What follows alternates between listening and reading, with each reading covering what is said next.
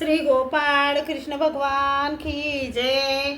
लीळा number 48। दायंबाला प्रमाद वचनाचे निरूपण। सर्वज्ञ विश्रांती घेऊन उठले, आसनावर बसले। दायंबा पूजेचा सोहळा पाहत होते।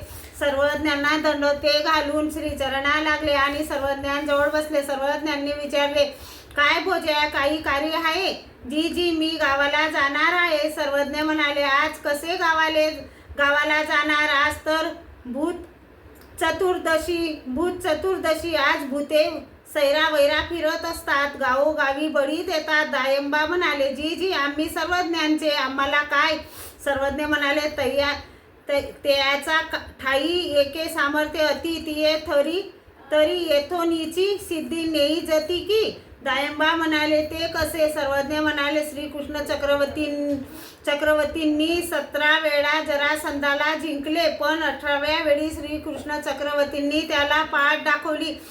मग सर्वज्ञांनी ती संपूर्ण लीळा दायंबाला सांगितली। सर्वज्ञ म्हणाले, असे हाय भोजया? दायंबा म्हणाले, जी मी गावातील ब्राह्मणांना आमंत्रण देऊन आलो आहे, मला गावाला गेलेच पाहिजे। मग सर्वज्ञांनी श्रीमुखीचे उचिष्ट पान प्रसाद रूपाने दिले, श्रीकंठीची फुलमाळा दिली। सर्वज्ञ म्हणाले, भोजया, रस्त्यात काही आश्चर्य दिसले तर पायाला थांबू नका, रस्ता सोडू नका, प्रमादू चुकविजे, असा सर्वज्ञांनी विधी सांगितला। मग ते दंडोत करून निघाले। श्री गोपाळ कृष्ण भगवान की जय।